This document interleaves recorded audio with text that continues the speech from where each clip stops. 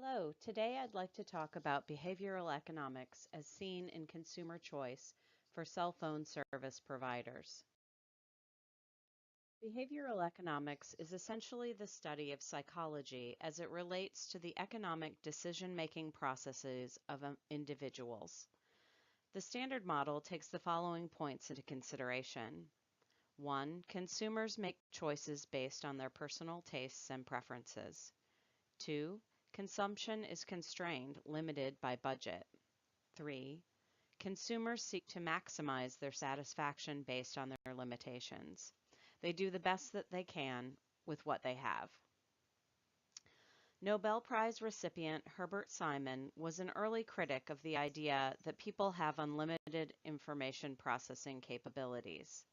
He suggested the term bounded rationality to describe more realistic concept of human problem-solving ability. The failure to incorporate bounded rationality into economic models is just bad economics. It's the equivalent to presuming the existence of a free lunch. Since we only have so much brain power and only so much time, we can't be expected to solve difficult problems optimally. It is eminently rational for people to adopt rules of thumb as a way to economize on cognitive abilities, yet the standard model ignores these bounds. Departures from rationality emerge in both judgments or beliefs and in choices. The ways in which judgment diverges from rationality are extensive. Some illustrative examples include overconfidence, optimism, and extrapolation. Humans make 95% of their decisions using mental shortcuts or rules of thumb, known as heuristics. Another way humans make quick decisions is framing, the collection of anecdotal stories and bias or stereotypes that comprise mental filters individuals use to interpret and respond to events. This leads us to salience, or salience bias, also known as perceptual salience, which refers to an individual's likelihood of focusing on the most prominent item. Salience is an important survival mechanism, allowing us to focus on limited cognitive resources on key pieces of information. While it can be helpful to survival, it can create suboptimal decisions by focusing on easy to process and vivid features rather than those more informative but harder to quantify. Wireless consumers may choose to switch carriers if they feel they are paying too much for what they need. Others may select a new carrier if they feel they aren't getting enough of what they need for their money. An analysis of consumer behavior was conducted by Consumer Intelligence Research Partners, or CIPR, focused on U.S. mobile phone carriers. The analysis indicated that consumers select carriers based on the perception of the company. For example, AT&T and Verizon appealed to those consumers who are more interested in network quality than expense. T-Mobile is viewed as providing lower cost service at the expense of network quality, and Sprint attracts customers focused on plan features rather than either network or cost. Consumers appear to be quite loyal to their selected carrier. According to the same study, almost 4 out of 5 customers stay with their current mobile phone carrier when they buy a new phone, far more than stay with their operating system or brand of phone. Interestingly, consumers do not switch carriers because of customer service.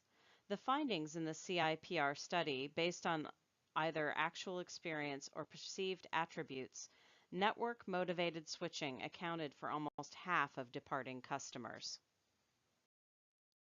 Mobile providers recognize the effect of how they do business with consumers on their success. Retention is a primary concern, therefore churn, or the rate at which customers stop subscribing to a service, must be addressed. Understanding why customers might leave and what would entice them to stay is crucial in maintaining the relationship and business. There are positive and negative barriers to switching. Long-term contracts that lock customers in, preventing them from taking advantage of new opportunities or cheaper rates, is an example of a negative barrier. Financial barriers are viewed by consumers as coercive generally. Innovation leads customers to be more loyal. According to A. Malhotra, the perception of being innovative is equally as important as the perception of the service quality being delivered by the provider. Hard lock-in, unreasonable contract length, leads customers to increase their intention to switch, which is completely counter and to its intended purpose. And service quality perceptions and perceptions of the innovativeness of the company positively impact consumers' intent to buy more add-on service. Another acceptable barrier to switching is the personal relationships created by the consumer's own initiatives. Incredibly complex and confusing contractual obligations tend to make consumers feel that the provider is taking away their ability to select another service if they are unhappy. This feeling of powerlessness can result in severe grudge holding. Grudge holding in service relationships is defined as a psychological process, maintaining a victim role and perpetuating negative emotions associated with rehearsing some hurtful offense. Michael Fishman is considered an expert in consumer behavior and consumer psychology who has spent 30 years consulting with companies who wish to understand consumer behavior. He says businesses struggle with understanding consumer psychology because many consumers do not behave in rational ways. When asked about a specific product, many consumers can say whether or not they want it. However, there are subconscious drivers that motivate that decision making. Many providers offer additional services to customers to create packages of those services to attract new customers. This bundling includes services from cell phone to cable TV. However, many consumers who purchase these bundles do not use all the bundled services provided. And to speak to that, here's an interesting perspective regarding cell phone service bundling. This is Duke University.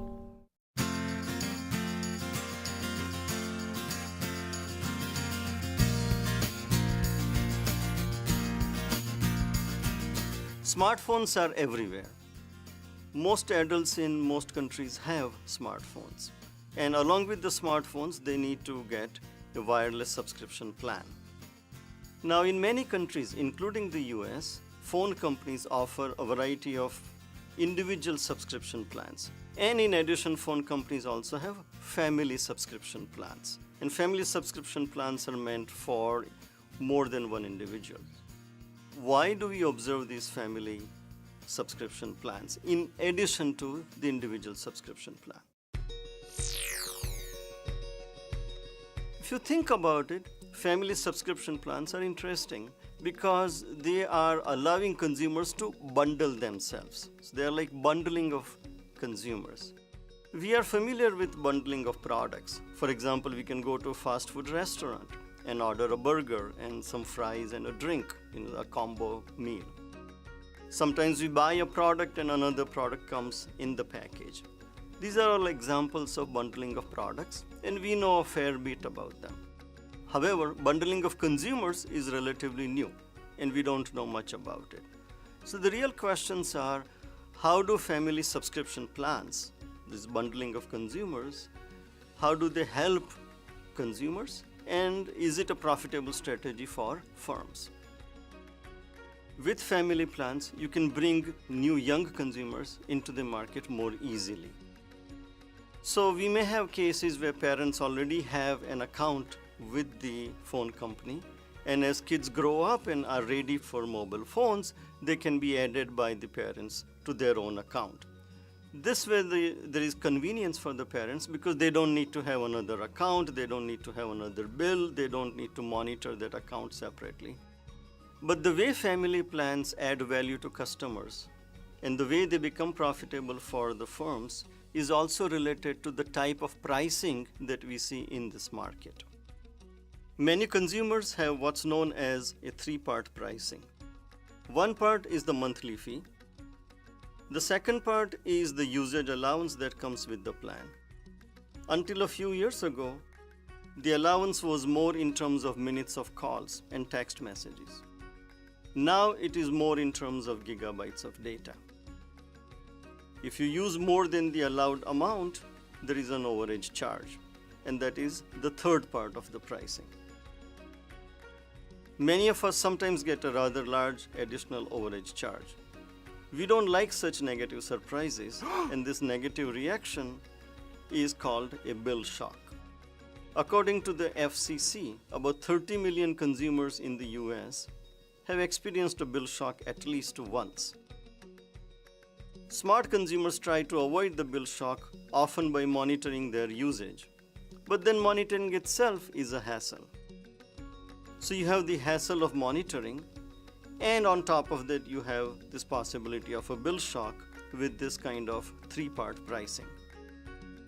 So how does all this fit into the family plans, and how do family plans add value with this three-part pricing? Well, family plans allow members of a family to combine their allowances, and this reduces the chance that they get a bill shock. So for example, in a given month, I may use the phone more than somebody else in my family may. And if everybody's usage is not correlated, that is, everybody's usage does not go up or go down at the same time in the same way, then we can reduce the chances of bill shock by pooling our plans. So bundling of consumers allow consumers to lower their risk of overages or their risk of bill shock by sharing their plans.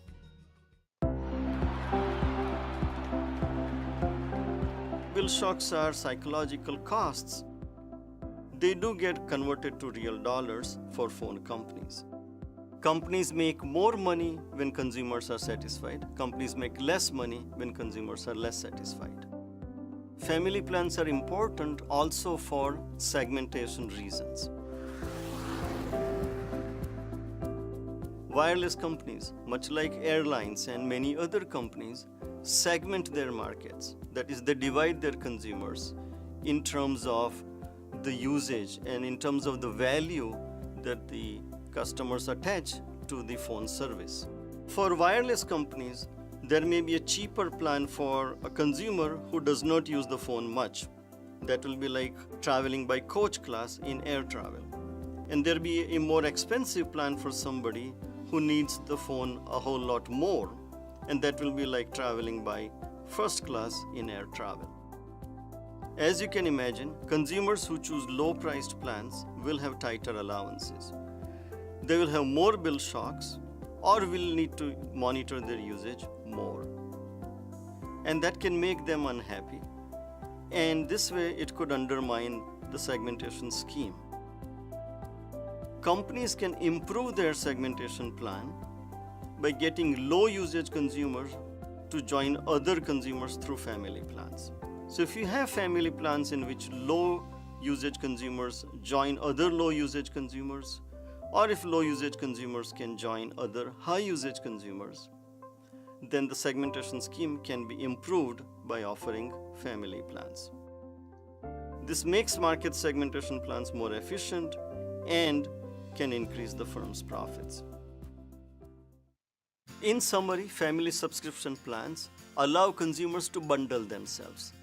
And this bundling of consumers can improve customer satisfaction, can reduce the probability of bill shock, and can be a profitable strategy for the firm also by improving the segmentation schemes.